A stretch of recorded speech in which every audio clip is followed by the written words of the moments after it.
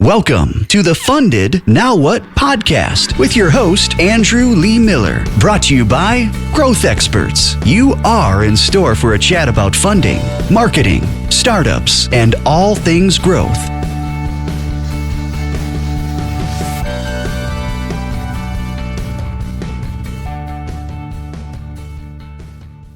Hello, and welcome back to the Funded Now What podcast. I think we're on like episode 20, and this is the first time I've got a guy that might even have more experience in startups than me. So I'm taking this call standing up because I'm ready to fight with Adam Callinan here, the founder of Pentane, like octane, but Pentane. It's a platform for consumer brands to optimize their profitability. Adam is a serial entrepreneur. I think he's already had a couple exits, and he just raised money at a $10 million valuation. Adam, thanks so much for being here. Excited to be here, Andrew. Thanks for having me. Awesome. So I gave just a brief little intro, and before we were recording, you were like, we're still figuring out the messaging, but give us the long synopsis on what exactly this company is and who you're trying to help and how it helps. The long synopsis, like most things, comes in a story. Okay. My last company was a consumer brand. It was called BottleKeeper. And my cousin and I started that in 2013. I was adamant that we have no employees because my company before that was a medical company and it was big and heavy and a fucking nightmare. Mm-hmm. I'm going to say fuck a lot. I'm sorry. That's okay. Fuck it. But in any event, we started that. If you're going to have no employees, you have to learn how to run every position in the company, which is what we did. And we got to, in the first 3 years, we got to 8 million in sales with no employees. It was bootstrapped. Wow. We each put in 10 grand. That was the extent of our investment. Wow. So 20 grand total between the two of us. And we just, there's, in hindsight, there's some stuff that happened that was lucky. There always is. Generally, it has to do with timing, and you don't see it when it's happening. You only look back and say, ooh, that was lucky. Mm-hmm. For us, that lucky was Facebook launched their video ad platform in the summer of 2014, and we got to show our product in action, and it exploded. But there was, over the course of operating that business, we grew beyond that. We got into tens of millions. We ended up on Shark Tank in 2018 when we were way too big to be on Shark Tank, but It was a great episode. The editors treated us well, and we did a great TV deal with Mark and Lori. We didn't end up doing the deal in real life, which we can talk about if you want, but I didn't know they knew that. Oh yeah. I'm happy to give you the behind the scenes. We'll earmark that for a second. Yeah. I've got a million questions about. Yeah. But go ahead, keep going. So when we continued on, and ultimately we got acquired by a private equity group called Windpoint Partners, and they had just bought Arctic Outdoors before us, and they combined us. And even then, we were an 8-figure business, and we only had 4 employees. So we were extremely lean. We were really efficient. And a big part of that success were systems that we had built internally to combine the math and information inside of operational finance, how you spend money and make money, combined with the math and data inside of customer acquisition. We got really good at math. I'm a total nerd. So I'm good at math. We wrote these systems that told us how to pull levers in the business from a customer acquisition standpoint, and how to remain really lean from an operational finance standpoint. The result of which is the business was super profitable. So we had all this free cash flow to invest back in the business, which is why raising money was never a thought. It was never a thing that was even really needed to be on the table.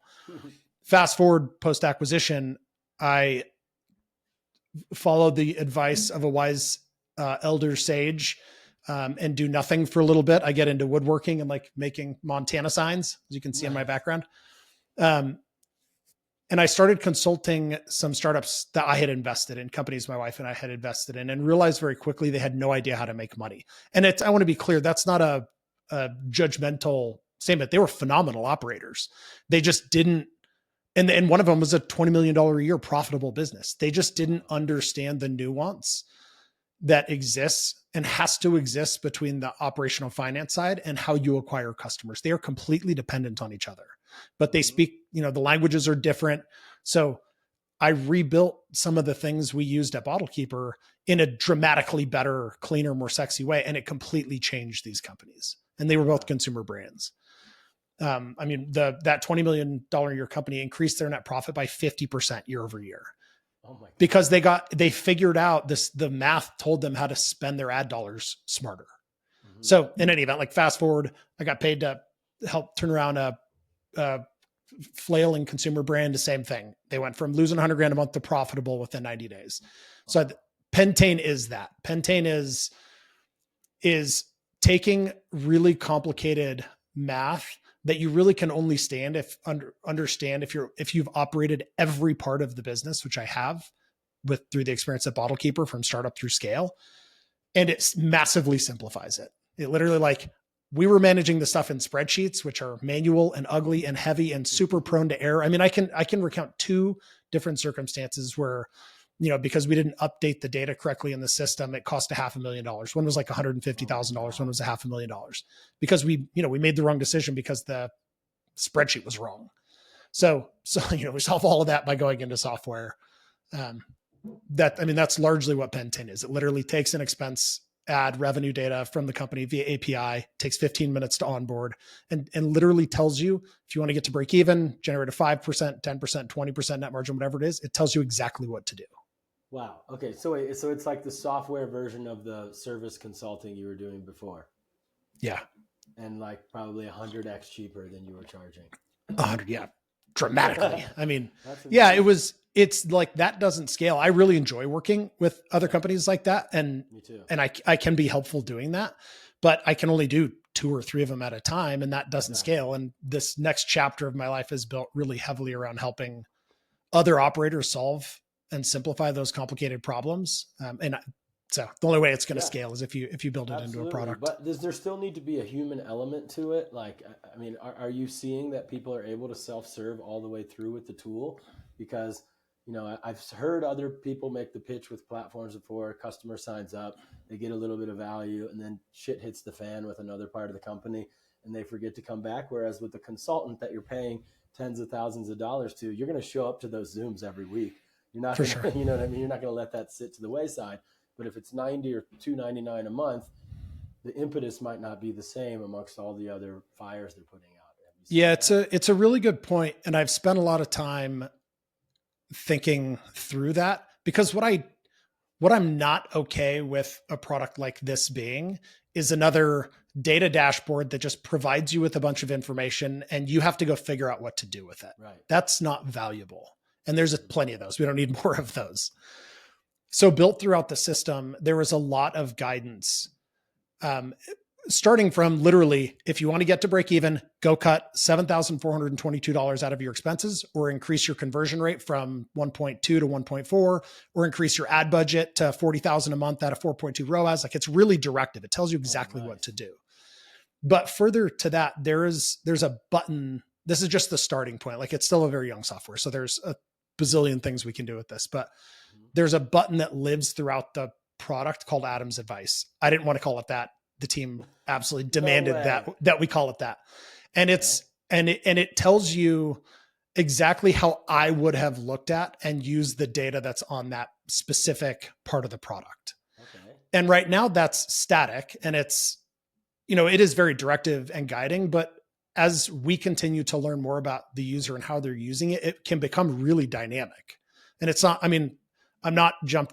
I haven't, nor do I intend to just like jump on the AI bandwagon where you plug in a GPT function and now suddenly we're an AI company. I think that's horseshit. And I'm not interested in that. I actually think there's a lot, and don't get me wrong, there's an incredible amount of opportunity to leverage AI smartly. And I do use it on a multiple times per day for all sorts of stuff.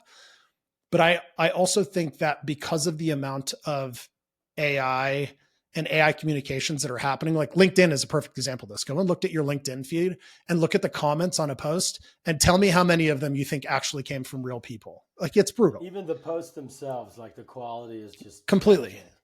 And people don't like real humans don't like that. And we're becoming smarter to it. We're becoming more keen to it. And I firmly believe that we are going to massively knee jerk back to human interaction. I agree. And so I want be a spot for the AI, but it's for sure. I was talking to a high school or a daughter of a friend, and I was like, "Are you using ChatGPT for school stuff?" She was like, "Absolutely not. Like, it's so villainized already that they're just trained to not even use it at all," which was startling. But I think, So, the young people are already like, yeah, it's not going to help. It does more damage than help. Total different use case. But I agree with you.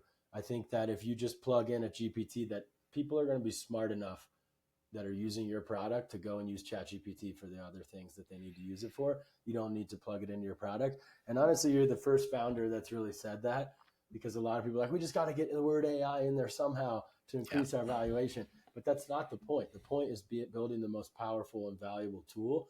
And, you are a serial exiting founder. And so even if it does sound egotistical to call it Adam's way or whatever you said, like whatever you would do is better than what most people would do on their own. And you're productizing your brain in this product more or less. So I think it makes sense. Well, that's great feedback.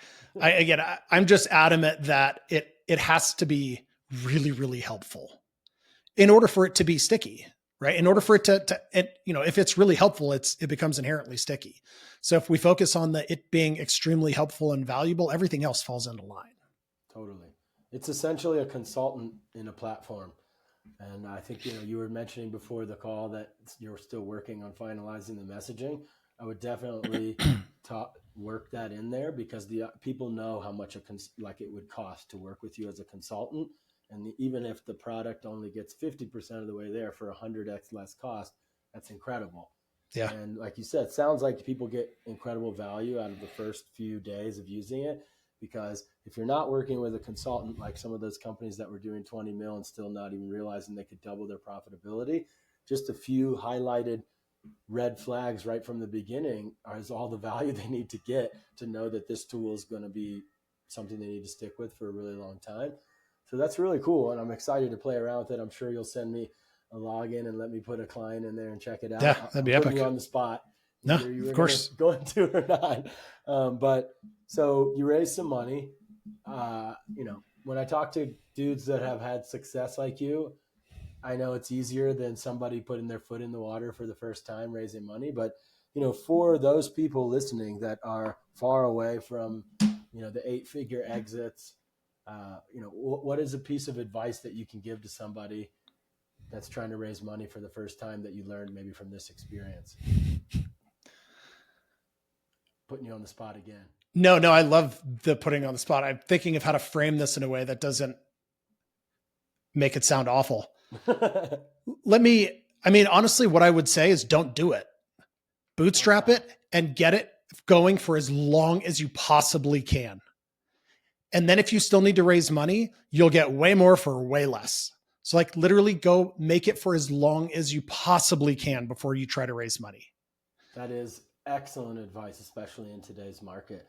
And I try to say the same thing in a different way. Like the more you can flip it to an offer rather than an ask, the better your terms are going to be. So if you can get to a place where you barely need the investors and they need you more, then it's a totally different ballgame. But if you're have no traction and you're running out of money and you're begging investors to keep you alive, it's a different scenario. So totally.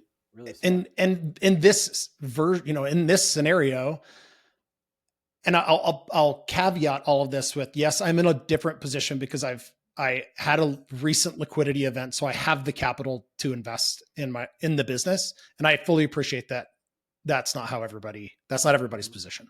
That being said, I still approached this startup exactly like I have approached every other company I've ever been in. And it is that build it, bootstrap it. You can completely control it. Be smart about how you build it. Go find the customer and build the product around the customer. Don't just go build something because you think it's the right thing to build. That never works.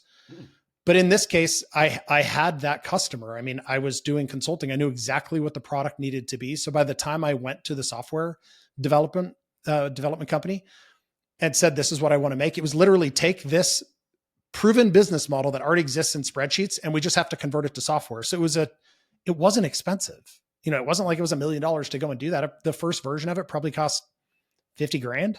Wow. And we had a fully functional product. So by the time we did that, then the investment that we took was from Hawk Ventures.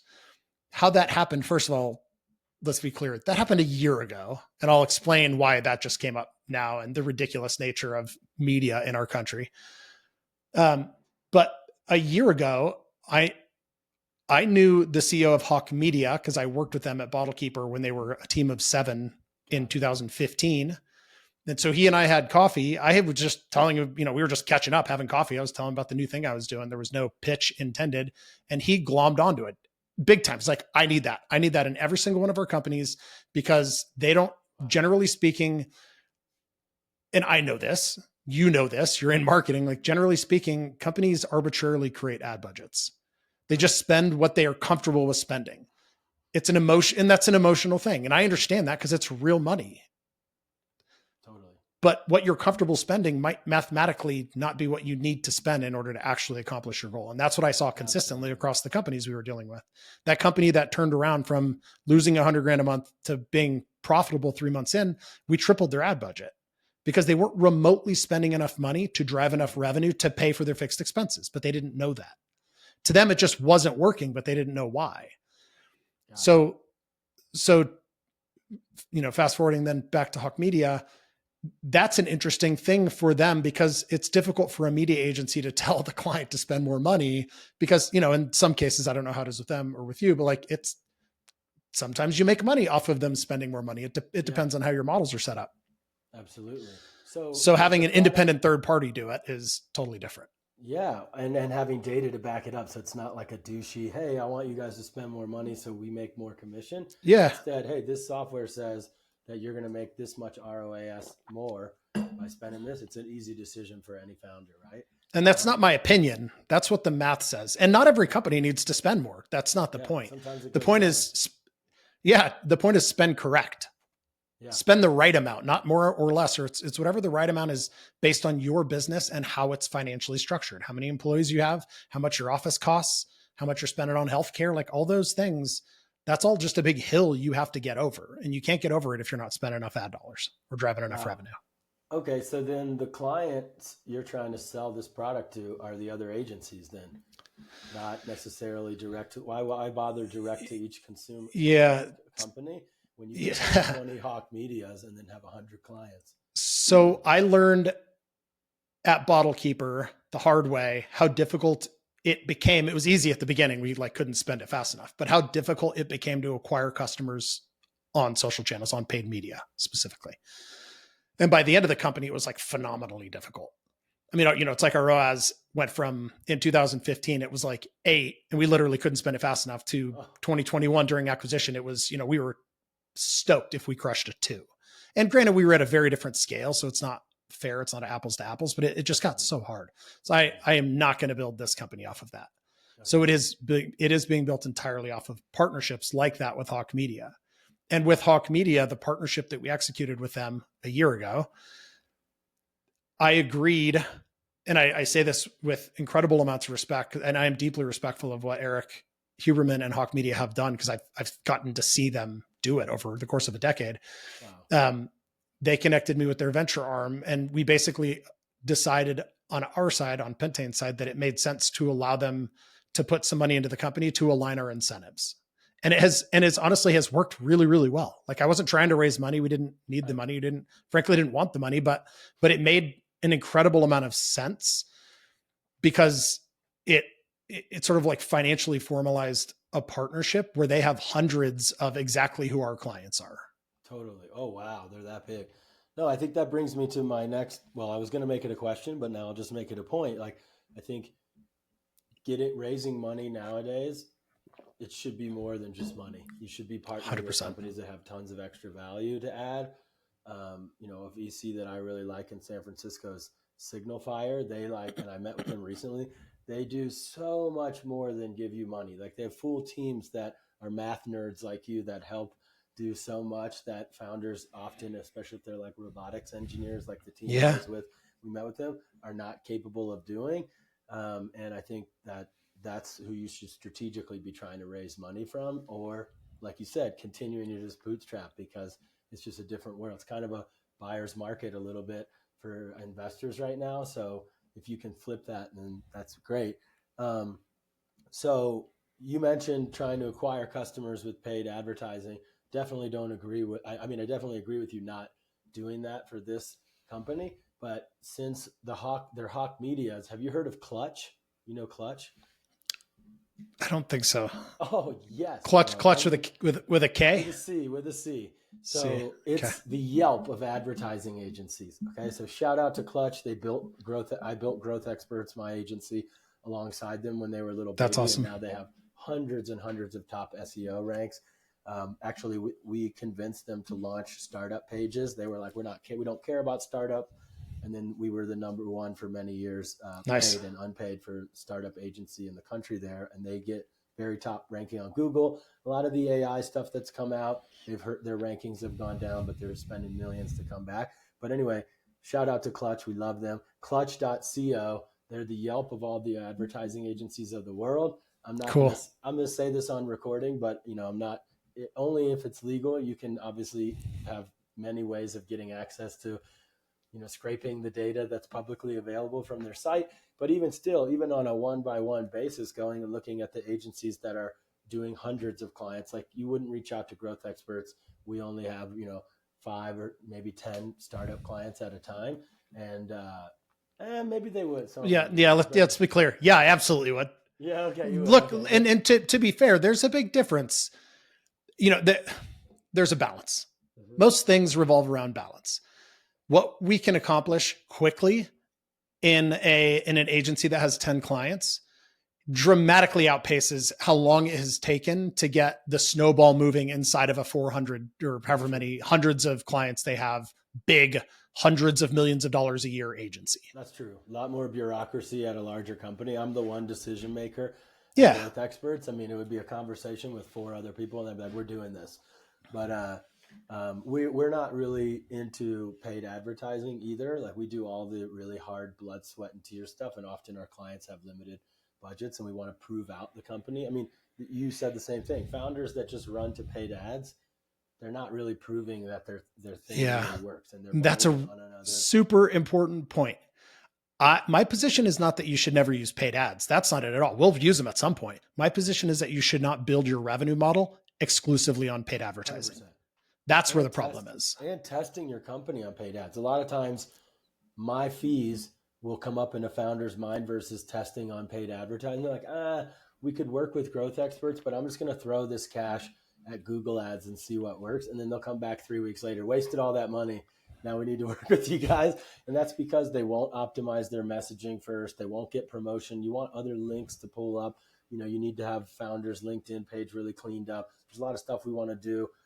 Even before we think of any organic marketing, but then we launch the company via, if it's B2B, obviously like outreach on LinkedIn and email, virtual events, content, SEO, social media, PR, whatever. And then after we figure out everything that works for the company, like messaging, landing pages, features that people like, the type of content that resonates, you put that into paid ads and all of a sudden you need 10 times less budget. Yeah. And it converts 10 times more. And so, I forget where I was even going with all of that, but I think there has to be a strategy to it. Has to be a strategy. Yeah, huck spaghetti against wall is not a strategy. At least it's not a good one. Exactly. So a strategy for you, because part of the way I get guys like you on the podcast or founders like you on the podcast, got a lot of female founders coming up soon. I'm excited about. Nice. Are giving as much marketing value as possible. So Clutch is an amazing repository of every hawk media out there in the country.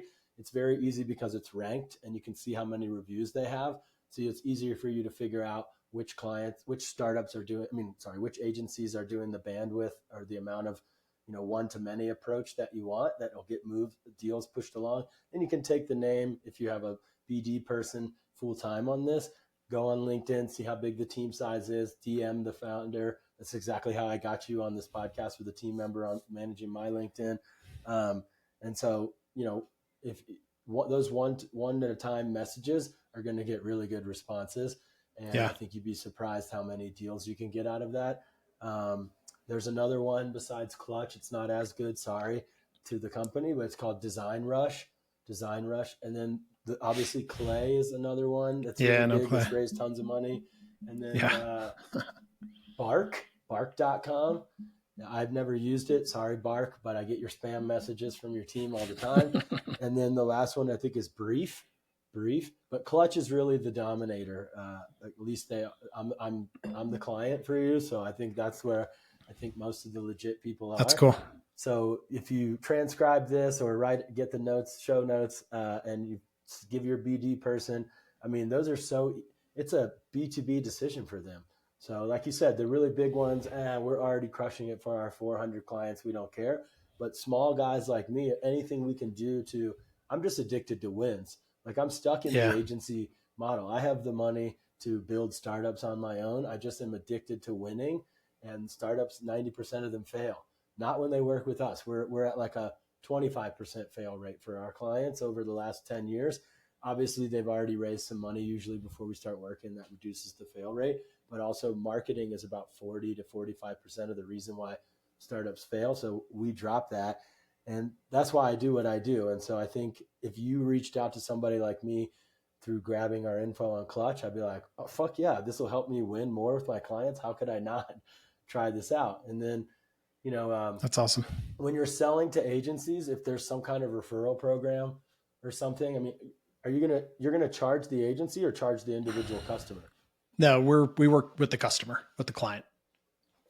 So then there's a bit of revenue opportunity for the agency on each deal then? There can be, yeah. Every agency is differently. Some of them care about that. Some of them don't. Just depends. Of course I don't. But it can be there. Yes, absolutely. If it's hundreds of dollars a month, it's not going to be just like a thing that we're going to ask for. But we make so many intros to softwares for our clients. This week, our client is looking for an internal plugin that does like rewards, and so I'm reviewing a few different companies that are pretty new, and like they do the UI and the UX like design of it for you. And it's like really good because that client's dev team is completely maxed out. And, I messaged the guy, you guys have a referral program? He's like, yeah, for the next client, we'll hook you up with that. And I was like, I'm going to look at a different one. I just like I didn't even ask how much it is. It could be $100. It's just like, take care of me. I'm literally bringing you a deal. Like it's ridiculous. Yeah. And so I don't think it's a greed thing. It's just like, I know as a business owner, how valuable it is to just be like hand fed. Absolutely. Client, it totally is. So, it's dramatically more valuable than going and finding them online. I know. And so if you're a business owner listening to this and you haven't developed a really strong love of giving away money for people bringing you leads, develop that, because it shortens your sales cycle. A strong referral. I mean, this client's going to close for that guy in 7 days without even having to do a 30-minute sales call. Yeah. So the value is there. So I would definitely recommend to you, Adam, to make a bounty for those agencies, even if it's not like, let's say the top agency gets flown out to Bozeman and gets to go on a hunting trip with you or some crazy thing like that. Even if it's like it's even better if it's a once in a lifetime, can't even equate to the value of it. Our top referrer at the end of the year, I got another client that has a really robust referral program, and their top referrers in South Africa randomly. And it's a guy inside of a huge company that just, because he's an executive at a big company, they're a meeting note software with a ton of incredible AI features. He just keeps sending it to executives of so many other big companies, and the top down approach, it just gets plugged in. And I was telling them, you need to like take this guy on a trip. He's just getting a commission on each one, which his salary must be in the 7 figures already from the company he's at. Even if it is in South Africa, it's a really big job. So I don't think he cares about the money. He wants to help his friends that are executives. So if you put something that's like, we'll fly you to Berlin for a week-long vacation with the founder, then, that I think for people like you that have had a lot of success, you're like, oh, I'll do that. I'll be more. You want really aggressive champions at the early stage when you're a B2B software. And they often give you the best feedback, that you find out problems in, like in the software, because you can have a one-to-one relationship with them, and you don't have to. So incentivize that as much as you can. I think that's a great idea. I mean, we have a referral program, but it's a financial referral program. So I do think the making it more interesting and unique is a great angle. Put a leaderboard every month. All the referrers get an email, and they can see that they're lagging behind somebody else. And, at the end of the year, you get this trip out, and you want to spend time with them anyway. So it's like an unbelievable opportunity for you to sit with someone who's really deep experience with the product. So it's a business expense, but then Yeah. So you're hacking a couple things with one stone there, killing a couple things with one stone there. But I mean, I'm not going to go all the way down the marketing rabbit hole. You know way more than many other people on the podcast ever. But are there any other like pain points growth wise that I could maybe chip away at for you before I let you go? I mean, how do you, in today's rapidly advancing AI dominated world, how are you advising clients to cut through that?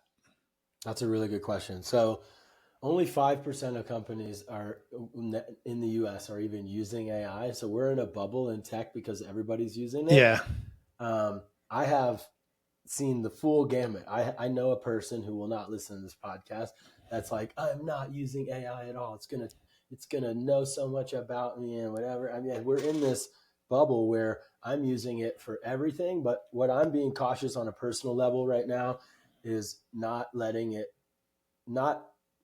using it instead of thinking critically at all. Yeah. So I'm using it to learn faster, to create documents, and to add to my productivity, but I'm not using it instead of thinking. And I think that's the really dangerous thing on a personal level is people are just, like completely checking out of even any critical thought and just running a ChatGPT to think of things that you could probably do yourself. So I'm still trying to do math calculations on paper and stuff like that because I worry in the future the damage of that. On a business level, I tell clients, we're not putting out any content that has not been changed or edited or run through. So I tell people we use AI to get a rough draft, and then it goes to a junior marketer on the team that then edits it knowing the voice. I mean, you can tell ChatGPT to use the voice. You can do so much. Yeah. And there's other AI tools I'm not even going to get into from Grok and whatever, but ChatGPT is still, I think, like probably 80% of what the general public is using. And so it goes through one junior level, then it usually gets to me as the consultant, then it gets to the CEO, and then the content goes live after that. And usually the CEO is just like check mark really quick. So I think that the biggest mistake you can do, and I don't remember if we were recording or not, is what you said about LinkedIn being just full of people just copy paste, make 20 posts for Twitter for me. There's no value for that. And actually, which brings me to my next point, like over leveraging AI in your product, I think is damaging. I have a client in the microbiology space that they've invented a microscope that has AI in it that can replace a 4-year college degree for microbiologists. Pretty scary, pretty exciting. They are focusing first on mold and asbestos detection. So you literally just press go and it identifies if there's mold in the sample with 100% accuracy. Whereas these labs would need to be, it's a microscope that can be anywhere. It could be in a van while you're going and doing tests at people's houses. And it's same day, it's 100% accuracy, blah, blah, blah. Really cool. But their go-to-market is through creating franchises of mold inspectors themselves. And they're like, AI this. I'm like, the average homeowner doesn't even care about AI.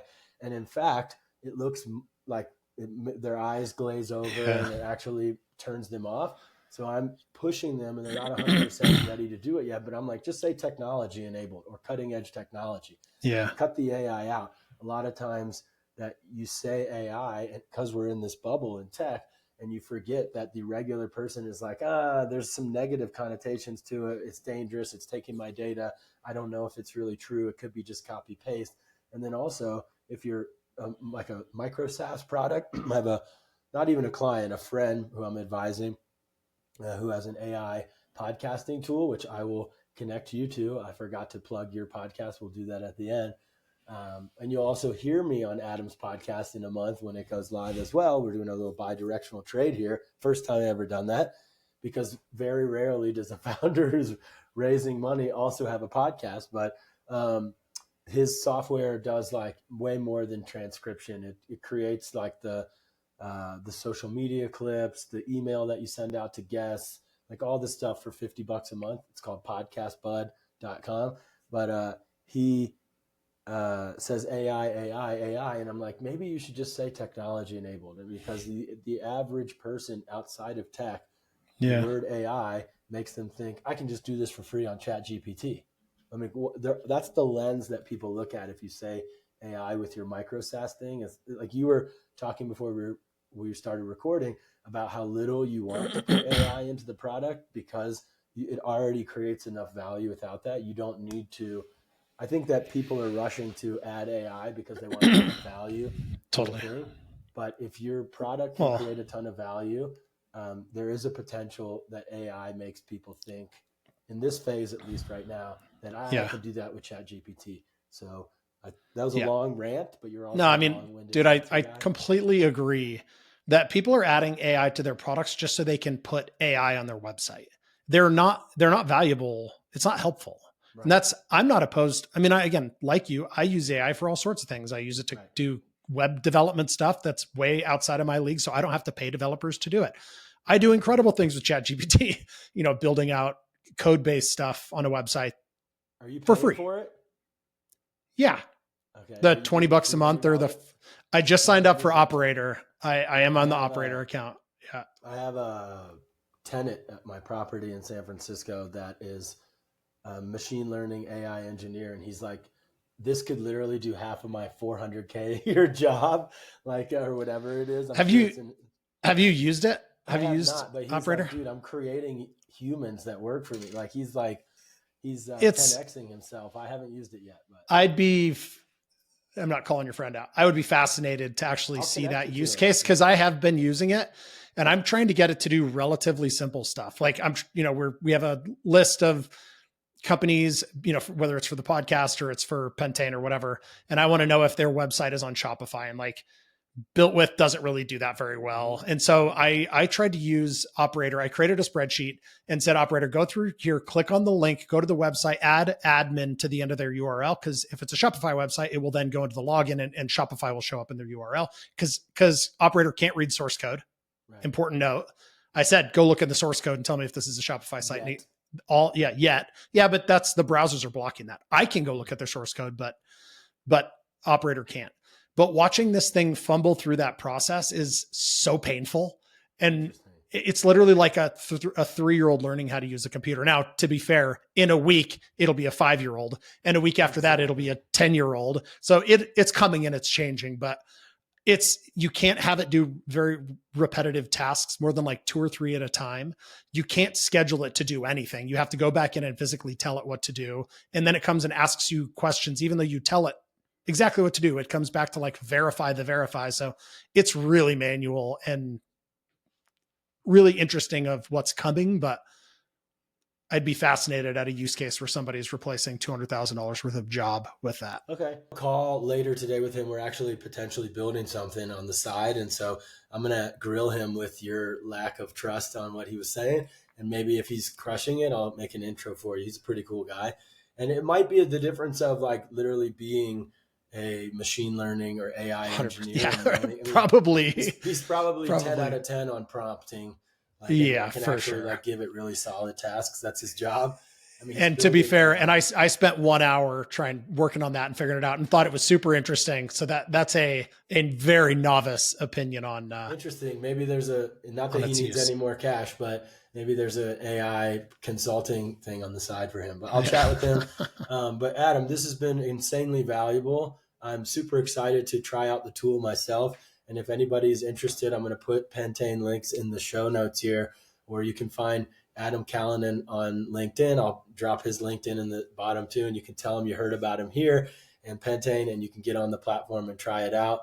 And then he'll give me some bonuses that I told him what to add it. I'm going to be the number one referrer that gets flown out to Bozeman to go hunting with Adam next year. So let's do it. Dude, thank you so much for coming. You got anything else that you want to add or ask before I let you go?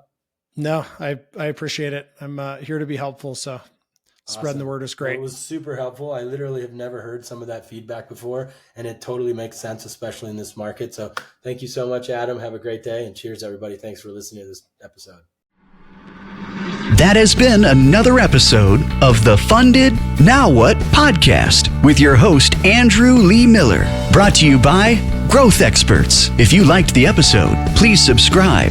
And if you really liked it, please share with other founders and entrepreneurs. Thanks, and we'll see you in the next episode.